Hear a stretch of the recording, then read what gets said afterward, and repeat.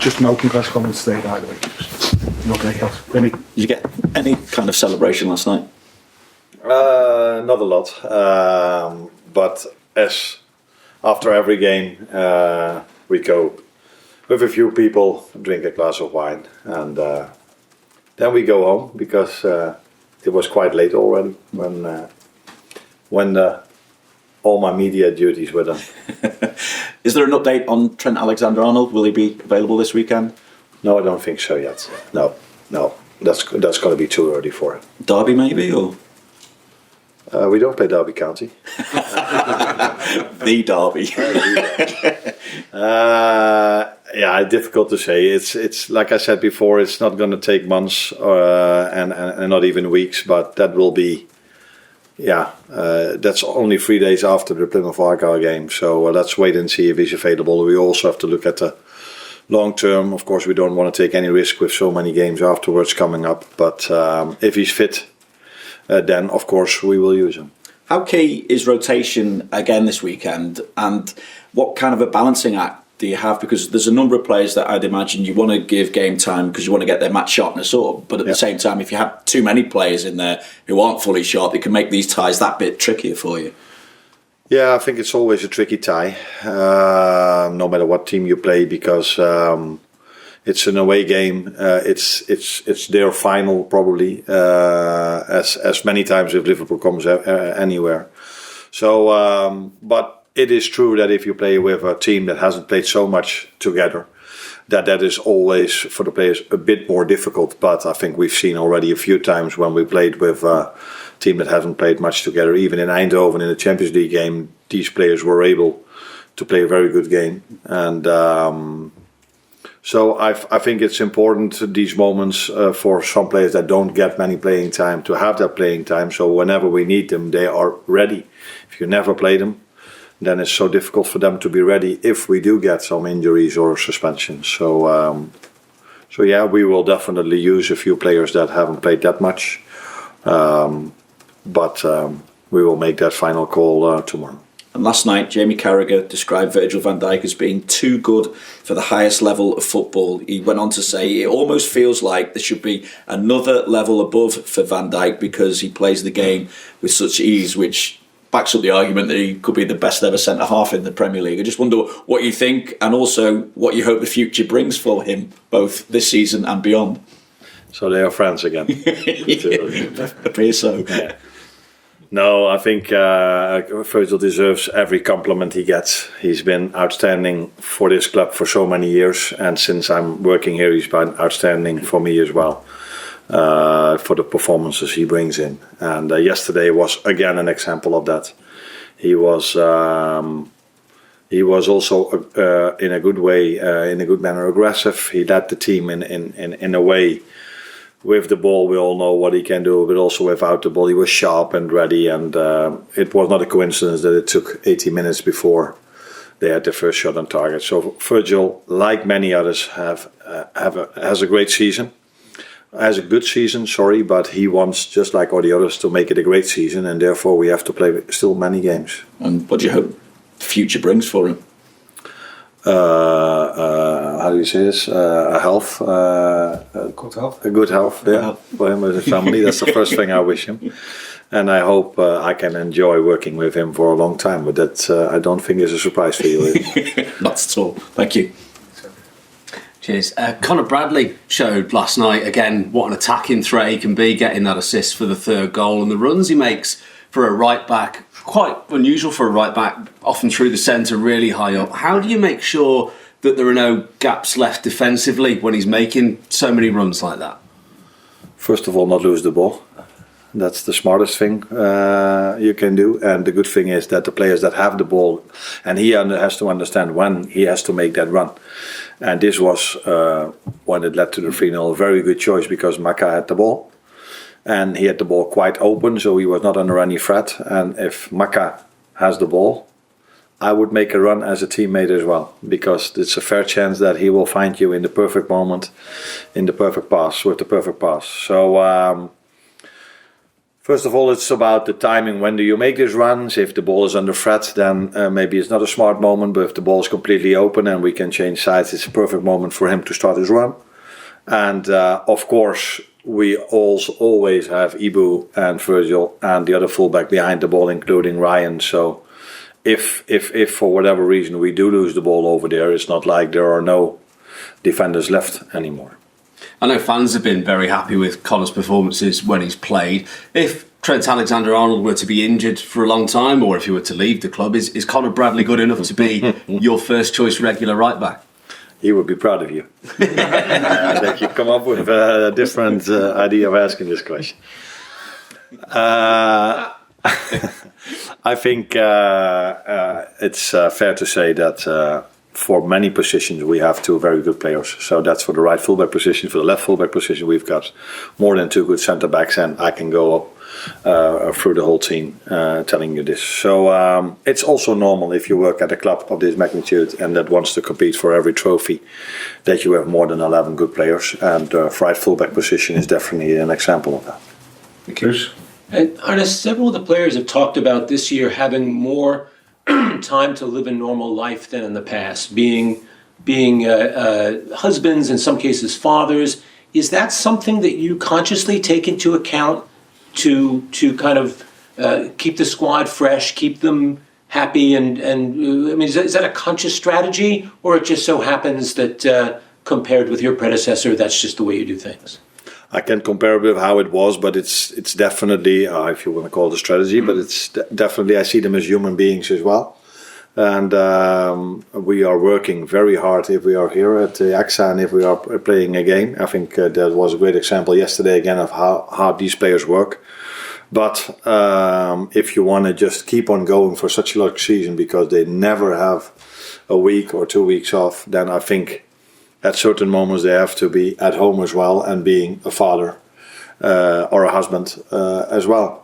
Because if you are only a football player for 15, 16, 17 years with only 3 weeks off during the summer, if you can only be a father or a husband for 3 weeks a year, that would not be human. So of course we take this into account, but we do these things mainly because we think it benefits us for winning football games. So. And part of that manifests itself in, for example, staying at home the night before a home match rather than all gathering in a hotel as has been done in the past? That's part of it. The other part is that people tell me, and the people that have more knowledge than me about this, that you always sleep better in your own bed than in a hotel bed. So, and sleep is a very important part of getting the best possible performance. So it's not only the argument you just gave for them to be at home with their families, but it's definitely also that they are better prepared for a game, in the opinion of people that tell me this. And I have no reason not to believe them, because if you use common sense, I think everybody can understand that you sleep better in your own bed than in a hotel bed. So if it's not necessary, we indeed sleep at home. Hi, Arne. Liverpool were in contention for all trophies last season before their form dropped off. Are the team better placed to go for all four this season? It's difficult for me to judge because I wasn't here last season. So I don't know. I can only tell you that we are at this moment of time in a very good place. And I'm not only talking about the result yesterday evening, but the players are fit already. Not only the 11 that were on the pitch yesterday, but the ones that came in as well. So we're in a good place, but we also know how long the season still is, and how many difficult challenges there will still be for us. But we are in a good place.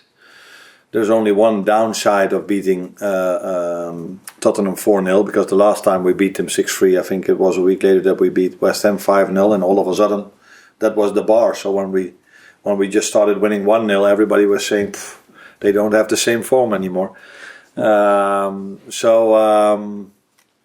Yeah, we are in a good place, but I'm not expecting us to win every single game in the manner we won it yesterday. But that's also not what I ask of them.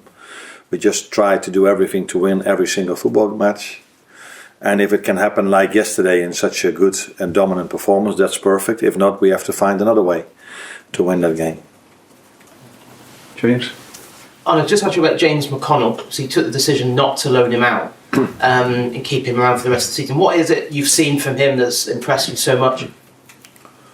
I think you watched the PSV game as well. So that's what you see, and what I see is him on the training pitch competing with all our other midfielders.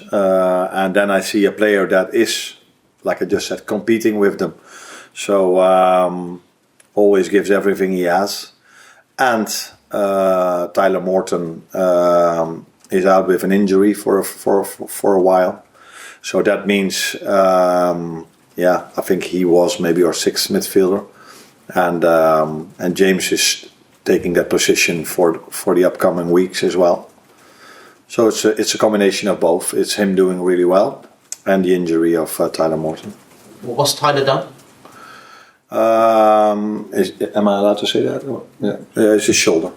He has a shoulder injury. How long do you think he'll be out for? 4 weeks, or maybe even longer. Yeah.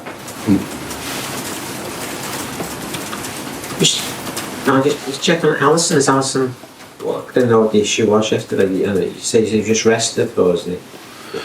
Yeah, I think I said before the game that we almost every time we've played the second goalkeeper in the League Cup. So at Brighton it was Feet, because at that moment of time Queef was the number one, because Alisson was injured at that moment.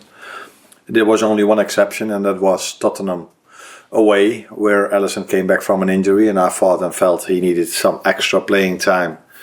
Because if you come back from an injury, you see this with many players.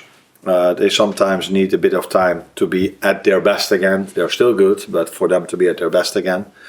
And then 3 days later we played the Accrington Stanley game, and then 3 days later we played Forest. And with him being just back from an injury, for me it felt better for him to play and then have a week rest and then have Nottingham Forest. So that was more with the idea of being best possible prepared for the league. And yesterday was a League Cup game, so that meant Queef was on goal, and he absolutely deserves to be on goal for everything he did this season till now. So you leave it so close to the finals and decide who'll play the final. You know. We never know what the situation around the final is. How fit is everyone? Do they need a game? Yes or no? So I cannot guarantee anything. I never guarantee anything towards players so far in advance, and that's not what I'm going to do now as well. No.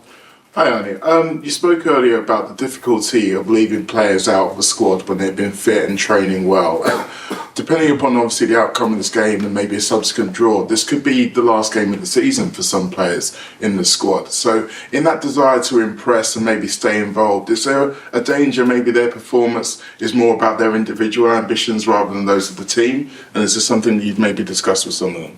No, I don't discuss this. If I have to discuss this now, I didn't do my work properly for the first 6, 7 or 8 months. I think I tried to convince them every single day that only the individual performance can be of a high level if the team performance is of a high level. And if they now think that they need to do individual things to get playing time with me, then I did something wrong in the past 7 or 8 months. They don't get playing time because they score 3 goals or have a great attacking. They first of all need to work as hard for the team as, for example, the players did yesterday. And if you cannot bring this, then you have hardly any chance to come into the team. If you do bring this, then I'm not judging them on quality, because I know all of them have quality. So then sometimes you have a good game, sometimes you have an okay game. But the only thing the standard is that you work incredibly hard, and that's the only chance you have to come into this team. What does? Arne, the Aston Villa game's now moved forward to against the 19th. Yeah. Do you have any view on that, or it's just one of those things? Oh yeah. Success. We want to be competing for every trophy. We want to be in every competition. Then we must not complain about the amount of games we have to play. So I don't see an advantage or disadvantage. So we play probably Sunday, Wednesday, Sunday or something like this, and Aston Villa will probably do the same. So it is what it is. I said before, 2 or 3 days ago, maybe that's the last time I have to talk about this, that if you are a club that has to play so many games, even clubs that don't have to play so many games have 22, 23 players. And then to go to a game with 20 players, that's not a problem because you can only make 5 substitutions, but you want to create something and you want to give academy players a chance once in a while as well. And if you can only bring 20 players, that is the biggest problem for the academy players. If I would have had 23 players yesterday, then James McConnell and maybe Rio or Trey were in the squad, and it was an ideal moment for them to get a bit of playing time yesterday. But yeah, I could only bring 20. So I think if you look at the long-term future for England, for their players, for the academy players, it would be a smart decision to go to 23. And don't tell me that that is the disadvantage of the smaller clubs, because I have 9 fantastic substitutes if I have 20. So it's not that I then all of a sudden have 12 great substitutes. That is, 9 is already enough, but it's more giving chances to younger players as well. That would be beneficial if we go to 23, like every other league in Europe. Except for Trent Alexander-Arnold and Tyler Morton, how happy are you to have a fully fit squad or nearly fully fit squad at this stage of the season? Yeah, you can answer that question yourself. I think as well. It's something you want. If you have to play so many games and the importance of the games only are growing and growing and growing, you want to have as most players available as you can. And I have to give big compliments not only to the performance staff but also to the players, because they put a lot of effort in to stay as fit as they are. It's not only what they do on the training ground or what they do during the game. If you look at them, how professional they are around the training session before and after, then it's not a surprise to me that they stay as fit as they are at the moment. Arne, you said a couple of months ago how we thought Darwin had a couple of things to improve in terms of his all-round game. The last few weeks his link-up play seemed very good, to me at least. What have you made of Darwin and his all-round game in the last month or so? Yeah, better indeed. I think in general we use the number 9 better and better than we maybe did in the beginning of the season. So that is the positive thing of playing more games, training more together, have more meetings together, that you can highlight that a bit more as well. I think in the beginning of the season we were quite dependent on our wingers, but I see that we are starting to use our 9 more and more in situations that we have to use them. And as a result of that, these players come in promising positions and they have just as much quality as our wingers. So if you put Jota in a promising position, or if Lucio plays there, or Darwin, they will give you what we're all hoping for, and that's goal and assists. Thank you, everyone. Yeah, thanks, Arne. Thank you. Take care.